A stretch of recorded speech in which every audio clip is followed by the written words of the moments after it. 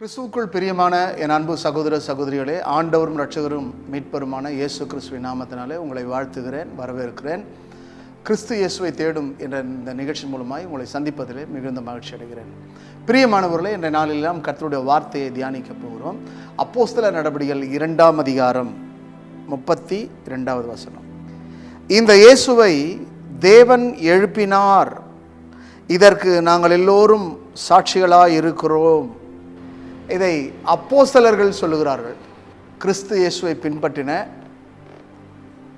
சீஷர்கள் கிறிஸ்து இயேசுவினாலே அப்போஸ்தலராக அபிஷேகம் பண்ணப்பட்டார்கள். அந்த அபிஷேகம் பண்ணப்பட்டவர்கள் கிறிஸ்து இயேசுவினாலே அனுப்பப்பட்டார்கள். அந்த அனுப்பப்பட்ட அப்போஸ்தலர்கள் ஆவியிலே வைராக்கியம் கொண்டு இந்த இயேசுவை தேவன் எழுப்பினார் என்பதற்கு நாங்கள் சாட்சிகளாய் இருக்கிறோம் என்று அவர்கள் திருஷ்டாந்தமாக, ஆணித்தரமாக, ஊர்ஜிதமாக அவர்கள் முழங்குகிறார்கள், ஆர்ப்பரிக்கிறார்கள், அவருடைய நாமத்தை பிரஸ்தாபப்படுத்துகிறார்கள். இந்த இயேசுவை தேவன் எழுப்பினார். என் அன்புக்குரிய சகோதரனே, சகோதரியே, இந்த நிகழ்ச்சியை காண்கிற கர்த்தருடைய பிள்ளையே, பிதாவாகிய தேவன் தன்னுடைய சொந்த குமாரனை மரணத்திற்கு உட்படுத்தினார். கர்த்தரோ அவரை நொறுக்க சித்தமானார். கர்த்தரோ அவரை பாடுகளுக்கு உட்படுத்தினார். கர்த்தரோ அவரை கைவிட்டார். ஏன்? எதற்காக? அவரை உயிரோடு எழுப்புவதற்காக, மரணத்திற்கு ஒப்பு கொடுத்தவர் அந்த மரணத்தை ஜெயமாக விழுங்குவதற்காக,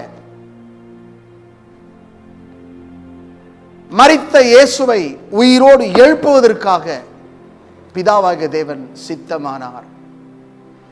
பிதா தம்முடைய ஆதீனத்திலே அவரை எழுப்ப சித்தமானார். ஆகவே அவரை எழுப்பினார். மரித்தோரிலிருந்து எழுப்பினார். பூமியின் மடியிலிருந்து அவரை எழுப்பினார். பாதாளத்தில் இருந்தவரை எழுப்பினார். என் அன்புக்குரிய சகோதரனே, சகோதரியே, இந்த வார்த்தையை கேட்டுக்கொண்டிருக்கிற கர்த்தருடைய பிள்ளையே, சற்று சிந்தியுங்கள். உங்கள் வாழ்க்கை தேவனுக்கு மகிமையாக மாற வேண்டும். ஆண்டவராகிய இயேசு சிலுவையின் மரண பரியந்தமும் பிதாவின் சித்தத்தை நிறைவேற்றினார். பிதாவுக்கு கீழ்ப்படிந்தார். பிதாவின் சித்தத்தை நிறைவேற்றினபடினாலே, பிதாவுக்கு கீழ்ப்படிந்தபடினாலே அவரை மரித்தோரிலிருந்து எழுப்பினார். என் அன்புக்குரிய சகோதரனே, சகோதரியே, ஆண்டவராகிய இயேசு கிறிஸ்து இந்த பூமியில இருக்கும்போது நாயனூர் விதவையின் மகனை எழுப்பினார். மார்த்தாள் மரியாளுடைய சகோதரனாகிய லாசருவை அவர் எழுப்பினார். ஜெப ஆலய தலைவன் அவனுடைய மகளை கர்த்தர் எழுப்பினார். இப்படி இந்த பூமியிலே அவர் வாழும் பொழுது மரித்தோரை எழுப்பினார் தேவனுடைய சித்தத்தின்படி. அதே போல பிதாவாகிய தேவன் தன்னுடைய குமாரனாகிய இயேசுவை மரித்தோரிலிருந்து எழுப்பினார். அவர் ஒரே பேரான குமாரன். அந்த ஒரே பேரான குமாரனை மரணத்துக்கு உட்படுத்தினார். அவர் மரணத்தை ஏற்றுக்கொண்டார். கிறிஸ்து இயேசு மரித்தார். 3ஆம் நாளிலே உயிரோடு கூட எழுந்தார். அவர் இன்றைக்கும் உயிரோடு கூட இருக்கிறார். இந்த வார்த்தையை கேட்டுக்கொண்டிருக்கிற கர்த்தருடைய பிள்ளையே, பாவத்துக்கு மரித்திருந்த நம்மை அவர் எழுப்பினார். தன்னுடைய குமாரன் மூலமாக நம்ம எல்லாம் ரட்சித்திருக்கிறார். பாவத்துக்கு மரித்து இன்றைக்கு நீதிக்கு நாம் பிழைத்திருக்கிறோம். காரணம் இயேசு கிறிஸ்துவின் மரணத்தின் மூலமாக, இயேசு கிறிஸ்துவினுடைய உயிர்த்தெழுதல் மூலமாக. என் அன்புக்குரிய சகோதரனே, என் அன்புக்குரிய சகோதரியே, ஒருவேளை நீங்கள் இன்னும் பாவத்திலே வாழ்ந்து கொண்டிருப்பீர்களானால் உங்களையும் கர்த்தர் ரட்சிக்க வல்லவராக இருக்கிறார். ஒவ்வொரு நாளும் பாவம் செய்து கொண்டிருப்பீர்களானால் அந்த பாவத்திலிருந்து உங்களை விடுவிப்பதற்கு அவர் வல்லவராய் இருக்கிறார். ஏனென்றால் அவர் நல்லவர். அவர் உன்னை விடுவிக்க வல்லவராய் இருக்கிறார். பாவத்தின் சம்பளமாகிய மரணத்தை அவர் ஜெயித்தார். ஏசாயா 25:8 வாசிக்கும் போது அவர் மரணத்தை ஜெயமாக விழுங்குவார் என்று வாசிக்கிறார். தீர்க்கதரிசனம் நிறைவேறும்படியாக அவர் மரணத்தை ஜெயித்தார். தீர்க்கதரிசனம் நிறைவேறும்படியாக அவர் சொன்னபடியே உயிர்த்தெழுந்தார். இயேசு கிறிஸ்துவும் தன்னுடைய மரணத்தை குறித்து சீஷர்களுக்கு சொன்னார். இந்த வார்த்தையை கேட்டுக்கொண்டிருக்கிற கர்த்தருடைய பிள்ளையே, அவர் சொன்னபடியே உயிர்த்தெழுந்தார். இன்றைக்கு அவர் சொல்லுகிறபடியே உன்னையும் உயிர்ப்பிக்க வல்லவராக இருக்கிறார். நீ கிறிஸ்துவுக்குள் இருந்தால் உன்னை கர்த்தர் எழுப்புவார். நீ கிறிஸ்துவை ஏற்றுக்கொண்டது உண்டானால் உன்னை இந்த பாவ மரணத்திலிருந்து உன்னை தப்புவிக்க அவர் வல்லவராக இருக்கிறார். அந்த பாவத்தின் சம்பளமாகிய மரணத்திலிருந்து உன்னை நீங்களாக்கி விடுவிக்க அவர் வல்லவராக இருக்கிறார். பவுல் சொல்லுகிறார், கிறிஸ்துவுடனே கூட சிலுவையிலே அறையப்பட்டேன், ஆகிலும் பிழைத்திருக்கிறேன் என்று சொன்னார். உயிரோடு இருக்கிறேன் என்று சொன்னார். காரணம் என்ன? கிறிஸ்துவுக்குள் மரிக்கும் பொழுது நாம் உயிரோடு கூட எழுந்திருப்போம். இன்றைக்கு அநேகர் மரிக்கிறார்கள், ஆனால் கிறிஸ்துவுக்குள் மரிக்கிறார்களா? இல்லையே. கிறிஸ்துவுக்குள் வாழ்கிறார்களா? இல்லையே. கிறிஸ்துவை போல இருக்கிறார்களா? இல்லையே. அவர்களுக்குள்ளே கிறிஸ்து இருக்கிறாரா? இல்லையே. கிறிஸ்து அவர்களுக்குள் இருந்தால் அவர்கள் பிதாவின் சித்தத்தை நிறைவேற்றுவார்கள். கிறிஸ்துவின் சாட்சியாய் வாழ்வார்கள். கிறிஸ்துவின் சீஷர்களாய் மாறுவார்கள். கிறிஸ்துவுக்காக அப்போஸ்தலனாக, தீர்க்கதரிசியாக, சுவிசேஷகனாக, மெய்ப்பனாக எழும்புவார்கள். இன்றைக்கு அநேகருக்குள்ளே கிறிஸ்துவும் இல்லை, கிறிஸ்துவின் வார்த்தையும் இல்லை, கிறிஸ்துவை குறித்த உணர்வும் அவர்களுக்குள்ளே இல்லை, உயிர்த்தெழுந்த அந்த வல்லமையும் அவர்களுக்குள்ளே இல்லை. இந்த வார்த்தையை கேட்டுக்கொண்டிருக்கிற கர்த்தருடைய பிள்ளையே, கிறிஸ்து இயேசுவின் மீது உனக்கு நம்பிக்கை இருந்தால் அவர் உன்னையும் உயிர்ப்பிக்க வல்லவராக இருக்கிறார். கிறிஸ்துவின் வார்த்தை உனக்குள் இருந்தால் அந்த வார்த்தை உன்னை உயிர்ப்பிக்கும். பூமியிலே ஆண்டவராக இயேசு கிறிஸ்து வாழும்போது 100க்கு அதிபதி ஆண்டவராக இயேசு கிறிஸ்துவினிடத்தில் வந்து கேட்கிறான், இயேசுவே, என்னுடைய வேலைக்காரன் மரண அவஸ்தைப்படுகிறான், நீர் ஒரு வார்த்தை சொல்லும், என் வேலைக்காரன் பிழைப்பான், உயிரடைவான் என்று சொல்லி நம்பிக்கையோடு வந்தான். அந்த நம்பிக்கையோடு வந்த அந்த 100க்கு அதிபதியின் வேலைக்காரனுக்கு இயேசு சொன்னார், நீ போ, உன் வேலைக்காரன் பிழைப்பான்னு சொன்னார். இயேசு சொன்ன நேரமும் வேலைக்காரன் சொஸ்தமான நேரமும் உயிர்ப்பிக்கப்பட்ட நேரமும் அவன் பிழைத்த நேரமும் ஒரே நேரமாக இருந்தது. ஆண்டவராய் இயேசுவின் வார்த்தையிலே வல்லமை இருந்தது. இன்றைக்கும் அந்த வார்த்தையிலே வல்லமை இருக்கிறது. அவர் பூமியிலே இருந்தபோது அந்த வார்த்தையை சொன்னார், அந்த வார்த்தை நிறைவேறினது. இன்றைக்கு அவர் மரித்து உயிர்த்தெழுந்து இன்றைக்கும் பிதாவின் வலது பார்சத்தில் இருக்கிறார். அவருடைய வார்த்தை இன்றைக்கும் உயிர்ப்பித்துக் கொண்டிருக்கிறது. அவர் நேற்றும் இன்றும் என்றும் மாறாதவராயிருக்கிறார். அவருடைய வார்த்தையும் மாறாததாயிருக்கிறது. என் அன்புக்குரிய சகோதரனே, என் அன்பு சகோதரியே, இந்த வார்த்தையை கேட்டுக்கொண்டிருக்கிற கர்த்தருடைய பிள்ளையே, உயிர்த்தெழுந்த இயேசு உன் நடுவில் இருக்கிறார். இந்த இயேசுவை தேவன் எழுப்பினார் என்று அப்போஸ்தலர்கள் சாட்சி பகிர்ந்தார்கள். உயிரோடு இருக்கிற இயேசு பவுலுக்கு தரிசனமானார். தமஸ்குக்கு செல்லுகிறதான சவுலை சடுதியிலே சந்தித்து அவனோடு பேசினார், திருஷ்டாந்தமாக பேசினார். அவன் தேவ சத்தத்தை கேட்டான், விடுவிக்கப்பட்டான், ரட்சிக்கப்பட்டான், மனம் திரும்பினான், சாட்சியாய் மாறினான். சீஷர்களை கொலை செய்யும்படியாய் கடந்து சென்றவன் சீஷனாக மாறினான். என் அன்புக்குரிய கர்த்தருடைய பிள்ளைகளே,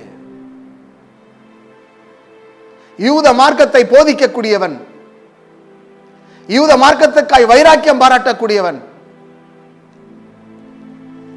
சீஷர்களை கொல்லும்படியாக வைராக்கியமுடையவன், சீஷர்களை கொல்ல வேண்டும் என்ற எண்ணத்தோடு கூட வேக வேகமாக தமஸ்கு நோக்கி சென்றவன் சடிதிலே சந்திக்கப்பட்டான், மனம் திரும்பினான், ரட்சிக்கப்பட்டான், அப்போஸ்தலனாக மாறினான். உயிர்த்தெழுந்த இயேசுவை அவன் தரிசித்தபடினாலே அந்த இயேசு இன்றைக்கும் உயிரோடு கூட இருக்கிறார். உன்னையும் ஒரு சாட்சியாய் மாற்றும்படியாக, உன்னையும் ஒரு நிருபமாய் மாற்றும்படியாக, உன்னையும் இந்த தேசத்திற்கு ஒரு முன்மாதிரியாய் வாழ வைக்கும்படியாக, இந்த தேசமே உன்னை திரும்பி பார்க்கும்படியான காரியங்களை உன் வாழ்க்கையில உயிர்த்தெழுந்த இயேசு செய்வார். என் அன்புக்குரிய சகோதரனே, சகோதரியே, உங்கள் முன்னிலையிலே பேசிக் கொண்டிருக்கிற என்னை கர்த்தர் சந்தித்ததினாலே, உயிர்த்தெழுந்த இயேசு என்னை சந்தித்ததினாலே, உயிரோடு இருக்கிற இயேசு என்னை சந்தித்ததினாலே உங்கள் மத்தியிலே நான் பிரசங்கித்துக் கொண்டிருக்கிறேன். நான் பிரசங்கிக்கிற இயேசு உயிரோடு கூட இருக்கிறார். ஆகவே தான் பிரசங்கித்துக் கொண்டிருக்கிறேன். இந்த இயேசு என்னை ரட்சித்ததினாலே, என்னை விடுவித்ததினாலே, என்னை மாற்றினதினாலே, என்னை மனம் திரும்ப செய்ததினாலே, என்னை சீஷனாக்கினதினாலே, இயேசுவின் சீஷனாகிய நானும் இன்றைக்கு உயிரோடு எழுந்த இயேசுவை பிரசங்கித்துக் கொண்டிருக்கிறேன். இயேசு உயிரோடு இருக்கிறார். He is a living God. இயேசு ஜீவிக்கிற தேவனாய் இருக்கிறார். என் அன்புக்குரிய மகனே, மகளே, இந்த வார்த்தையை கேட்டுக்கொண்டிருக்கிற கர்த்தருடைய பிள்ளையே, இந்த இயேசுவை தேவன் எழுப்பினார். பிதாவாகிய தேவன் தன்னுடைய குமாரனை எழுப்பினார். மரித்தோரிலிருந்து எழுப்பினார். 2ஆம் அதிகாரத்திலே 24ஆம் வசனம் சொல்கிறது, தேவன் அவருடைய மரண உபாதிகளின் கட்டை அவிழ்த்து அவரை எழுப்பினார். அவர் மரணத்தினால் கட்டப்பட்டிருக்க கூடாதிருந்தது.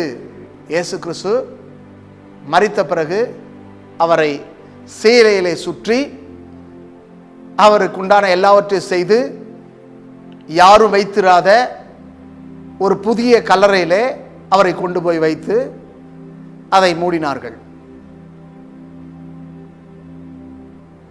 ஆனால் அந்த சீலையிலே சுற்றப்பட்ட கட்டப்பட்டிருந்த அந்த கட்டை பிதாவாகிய தேவன் அதை அவிழ்த்தார்.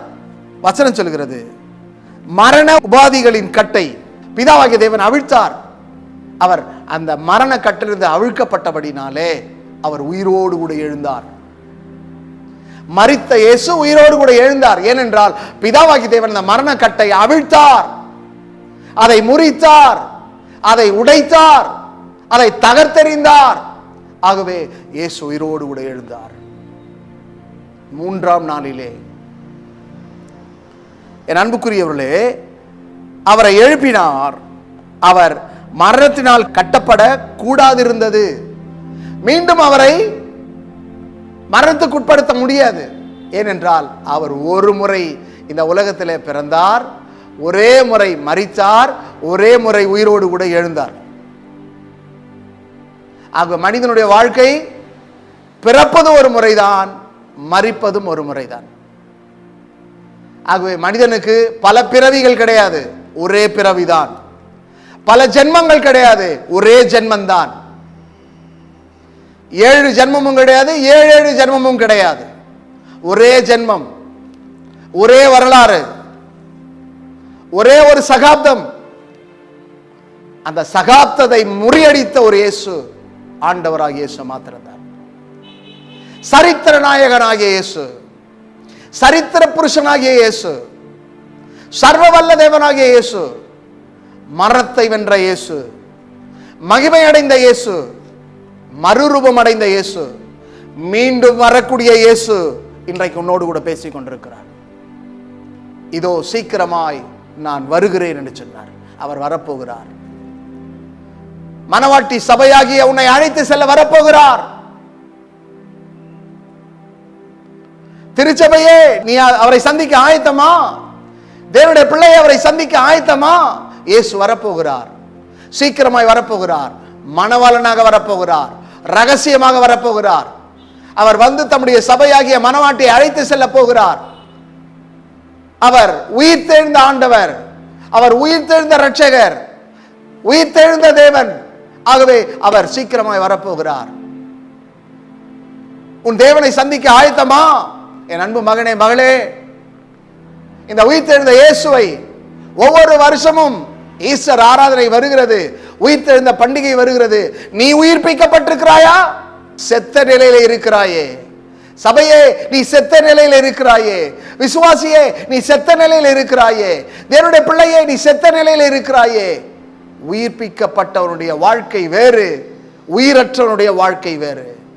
உயிரற்றவன் எழுந்திருக்க மாட்டான், உயிர்ப்பிக்கப்பட்டவன் எழுந்து நிற்பான். அவர் உலர்ந்த எலும்புகளை உயிரடைய செய்கிறவர். இந்த வார்த்தை கேட்டுக்கொண்டிருக்கிற உன்னையும் அவர் உயிர்ப்பிக்கிறவராக இருக்கிறார். நீ விசுவாசித்தால் உன்னை பயன்படுத்துவார். நீ விசுவாசித்தால் நீ அவருக்காக எழுந்து பிரகாசிப்பாய். நீ விசுவாசித்தால் தேவனுடைய மகிமையை காண்பாய். என் அன்புக்குரிய கர்த்தருடைய பிள்ளையே, யோனா மீன் வயிற்றிலே 3 நாள் இருப்பது போல கர்த்தராகிய இயேசுவும் பூமியின் மண்ணிலே 3 நாள் இருப்பார் என்று சொல்லி தீர்க்க தரிசனமாக சொன்னார். அந்த தீர்க்க தரிசனம் நிறைவேறினது. இந்த வார்த்தை கேட்டுக்கொண்டிருக்கிற கர்த்தருடைய பிள்ளையே, இன்றைக்கு தீர்க்க தரிசனம் நிறைவேறி கொண்டிருக்கிறது. தீர்க்க தரிசனம் என்றால் என்ன? நடந்தது, நடக்கிறது, நடக்க போகிற காரியங்கள். நீ அவருடைய சத்தத்துக்கு கீழ்ப்படிவாயானால் உன் வாழ்க்கையிலே உன்னை குறித்த நோக்கம், திட்டம், சித்தம், தீர்மானம் நிறைவேறும். ஆனால் நீ தேவ சத்தத்தை கேட்காமல், தேவ சித்தம் செய்யாமல் மனம் போன போக்கிலே போய் கொண்டிருப்பாயானால் நரகத்துக்கு போவாய், பாதாளத்துக்கு போவாய். இந்த வார்த்தை கேட்டுக்கொண்டிருக்கிற கர்த்தருடைய பிள்ளையே, விசுவாசித்து அவரை பின்பற்றுவாயானால், அவரை ஏற்றுக்கொண்டு அவர் வழியிலே நடப்பாயானால் அவர் உன்னை எடுத்து பயன்படுத்துவார், உன்னை பிரயோஜனப்படுத்துவார். அநேக ஆயிரமான ஜனங்களுக்கு, லட்சக்கணக்கான ஜனங்களுக்கு, கோடிக்கணக்கான ஜனங்களுக்கு பிரயோஜனம் உள்ளவளாக கர்த்தர் உன்னை மாற்றுவார். என் அன்புக்குரிய சகோதரனே, என் அன்பு சகோதரியே, இந்த வார்த்தை கேட்டுக்கொண்டிருக்கிற கர்த்தருடைய பிள்ளையே, அப்போஸ்தலர்கள் சொன்னார்கள், இந்த இயேசுவை தேவன் எழுப்பினார். மரண கட்டை அவிழ்த்தார், மரண உபாதிகளின் கட்டுகளை அவிழ்த்தார். ஒருவேளை நீ கட்டப்பட்ட நிலைமையில இருக்கிறாயா? பாவத்தினால் கட்டப்பட்டிருக்கிறாயா? சாபத்தினால் கட்டப்பட்டிருக்கிறாயா? அக்கிரமத்தினால் கட்டப்பட்டிருக்கிறாயா? அல்லது ஆசை இச்சையினால் கட்டப்பட்டு கொண்டிருக்கிறாயா? கட்டப்பட்டிருக்கிற உன்னை கர்த்தர் கட்ட அவிழ்ப்பார். கட்டுண்டவளை கர்த்தர் கட்ட அவிழ்ப்பார். மடங்கடிக்கப்பட்டவளை கர்த்தர் தூக்கி விடுவார். இந்த வார்த்தை கேட்டுக்கொண்டிருக்கிற கர்த்தருடைய பிள்ளையே, உயிர்த்தெழுந்த இயேசு நடுவில் இருக்கிறார்.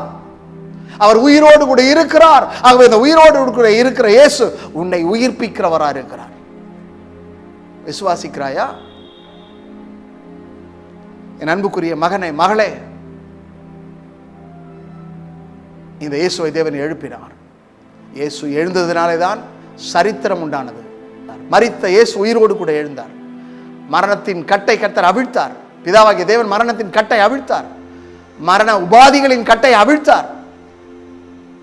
இந்த மண்ணிலிருந்து அவர் உயிர்ப்பிக்கப்பட்டார். மரணத்தின் கட்டிலிருந்து கர்த்தர் அவரை உயிரோடு கூட எழுப்பினார். ஆகவே இந்த இயேசுவை தேவன் எழுப்பினார் என்று அப்போஸ்தலர்கள் சொன்னார்கள்.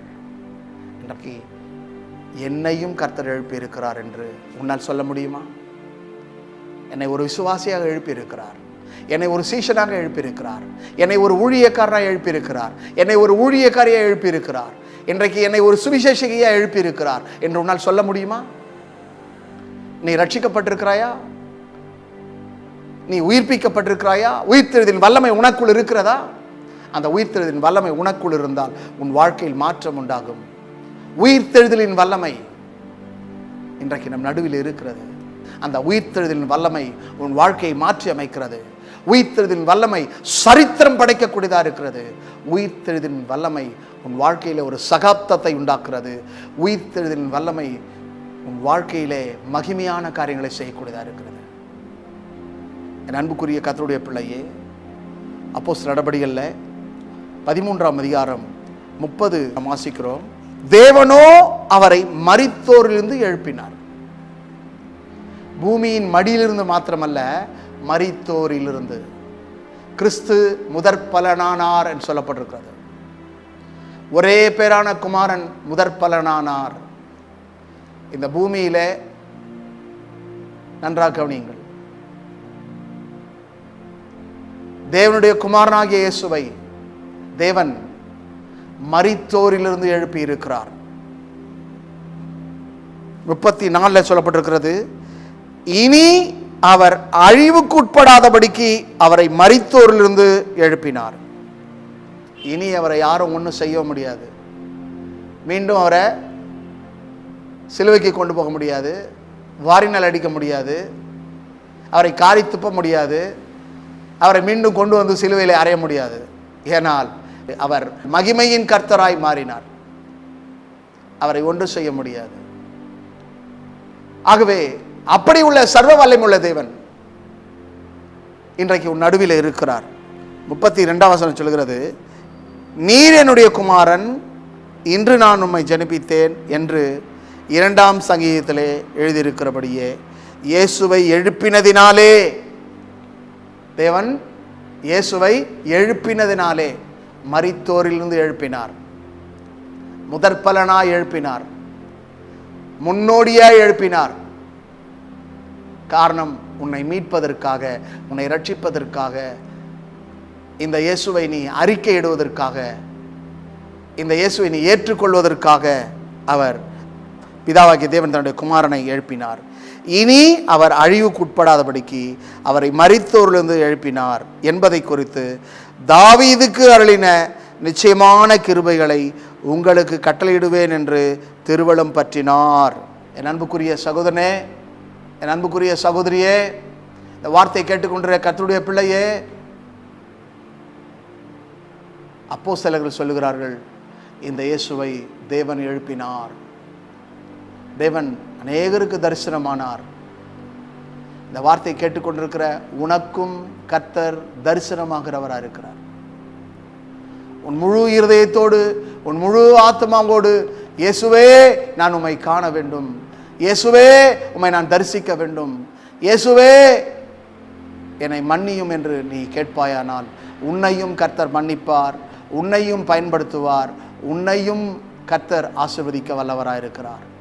என் அன்புக்குரிய மகனே, மகளே, இந்த வார்த்தையை கேட்டுக்கொண்ட கர்த்தருடைய பிள்ளையே, இயேசுவை தேவன் எழுப்பினார். அவருடைய கட்டெல்லாம் கர்த்தர் அவிழ்த்தார். மரண உபாதிகளின் கட்டுகளை கர்த்தர் அவிழ்த்தார். மரண கட்டுகளை அவிழ்த்தார். இன்றைக்கு கட்டப்பட்டிருக்கிற நிலையில் இருக்கிறாயா? சடங்காச்சாரத்தினால் கட்டப்பட்டிருக்கிறாயா? சம்பிரதாயத்தினால் கட்டப்பட்டிருக்கிறாயா? பாரம்பரியத்தினால் கட்டப்பட்டிருக்கிறாயா? அல்லது மந்திரத்தினால், மாந்திரிகத்தினால் கட்டப்பட்டிருக்கிறாயா? அல்லது பாவத்தினால், சாபத்தினால் கட்டப்பட்டிருக்கிறாயா? கர்த்தர் கட்ட அவிழ்க்கிறவரா இருக்கிறார். உன் கட்டை அவிழ்க்கிறவரா இருக்கிறார். உயிர்த்தெழுந்த இயேசு நடுவில் இருக்கிறார். பிதாவாகிய தேவன் இயேசுவை எழுப்பினார், அவருடைய கட்டை அவிழ்த்தார். இன்றைக்கு அதே தேவனாகிய கர்த்தர் உன்னுடைய கட்டுகளையும் அவர் அவிழ்க்க வல்லவரா இருக்கிறார். பவுலும் ஷீலாவும் சிறைச்சாலை இருக்கும் போது கர்த்தருடைய கட்டுகளை அவிழ்த்தார். இன்றைக்கு இந்த வார்த்தை கேட்டுக்கொண்டிருக்கிற கர்த்தருடைய பிள்ளையே, தேவனை துதிக்க கூடாதபடிக்கு, ஜெபிக்க கூடாதபடிக்கு, ஆலயம் செல்லக்கூடாதபடிக்கு, சாட்சி பகராதபடிக்கு, சாட்சியாய் வாழக்கூடாதபடிக்கு கட்டப்பட்டிருப்பாயானால் உன் கட்டுகளை அவர் அவிழ்க்கிறார், உன் நுகங்களை எல்லாம் முறிக்கிறார். தேவன் இயேசுவை எழுப்பினார். அந்த தேவன் இன்றைக்கு உன் நடுவில் இருக்கிறார். இந்த தேவன் என்றென்றும் உள்ள சதா காலங்களிலும் நம்முடைய தேவன் தன்னுடைய குமாரனை மாத்திரமல்ல, உன்னையும் எழுப்ப வல்லவராக இருக்கிறார். ஒப்பு கொடுப்பாயா? ஜெபிப்போமா? ஜெப செய்வோமா? வானத்துக்கும் பூமிக்கும் தேவனாகிய கர்த்தாவே, இந்த பூமியிலே உம்முடைய சொந்த குமாரனை எங்களுக்காய் அனுப்பினீர். அவரை பாடுகளுக்கு உட்படுத்தினீர், மரணத்துக்கு உட்படுத்தினீர், பாதாளத்துக்கு உட்படுத்தினீர். ஆனால் அவர் பாவத்தை ஜெயமாக விழுங்கினார். இயேசு கிறிஸ்து பாவத்தை ஜெயித்தார், மரணத்தை ஜெயித்தார், பாதாளத்தை ஜெயித்தார். அந்த இயேசுவை எழுப்பின தேவனே, பிதாவே, இந்த ஜனத்தை எழுப்புவீராக, இந்த ஜனத்தினுடைய கட்டளை அவிழ்ப்பீராக. இன்னும் பாவத்திலே கட்டப்பட்டிருக்கிற இந்த ஜனங்களுடைய கட்டளை அவிழ்க்கப்படட்டும். இன்னும் உணர்வற்றவர்களாய் இருக்கிறவருடைய கட்டுகள் அவிழ்க்கப்படட்டும். உயிரற்ற நிலையில இருக்கிற இவர்களை உயிர்ப்பிக்க முடியாது ஜெபிக்கிறோம். உம்முடைய வசனத்தை அனுப்பி உயிர்ப்பிப்பீராக. உயிர் தேர்தலின் வல்லமையை அனுப்பும். ஒவ்வொருவரையும் உயிர்ப்பிக்க முடியாது, ஒவ்வொருவரையும் எழுப்ப முடியாது, ஒவ்வொருவரையும் சாட்சியா நிறுத்த முடியாது ஜெபிக்கிறோம். இந்த வார்த்தை கேட்டுக்கொண்டிருக்கிற, இந்த நிகழ்ச்சியை காண்கிற ஒவ்வொருடைய வாழ்க்கையில ஒவ்வொருவரையும் உயிர்ப்பிக்க முடியாது. அவர்கள் என்ன சூழல் இருக்கிறார்களோ, என்ன நிலையில் இருக்கிறார்களோ, என்ன பிரச்சனை இருக்கிறார்களோ, அது எல்லாவற்றையும் கர்த்தராகிய இயேசு மாற்றுவீராக. பரிசுத்த ஆவியானவர் மாற்றுவீராக. திரியேக தேவனாகிய கர்த்தர் மாற்றுவீராக. உம்முடைய வல்லமை இப்பொழுது இறங்குவதாக. இந்த நிகழ்ச்சியை காண்கிற ஒவ்வொரு மீதும் பரிசுத்த ஆவியானவர் அபிஷேகம் இறங்கட்டும். உயிர்த்தெழுதலின் வல்லமை இறங்கட்டும். யார் யார் என்னென்ன நோயில, என்னென்ன வியாதியில, என்னென்ன பிரச்சனை இருக்கிறார்களோ அவருடைய பிரச்சனைகளாம் இப்பொழுதே இந்த வல்லமையினாலே அவர்கள் விடுவிக்கப்படும்படியாக ஜெபிக்கிறேன். ஒவ்வொருவரையும் விடுவியும், ஒவ்வொருவரையும் தொட்டு ஆசீர்வதியும். கர்த்தர் துணையாயிரும், பெரிய காலட்சியம். இந்த நிகழ்ச்சியை காண்கிற ஒவ்வொரு குடும்பத்திலும் உம்முடைய ஆசீர்வாதம் உண்டாகட்டும். அவருடைய வாழ்க்கையில சுபிட்சம் உண்டாகட்டும், மங்களம் உண்டாகட்டும், நன்மை உண்டாகட்டும். கர்த்தர் பாதுகாத்துக் கொள்ளும். பெரிய காலட்சியம் இயேசு ரட்சக நாமத்தில் பிதாவே, ஆமென்.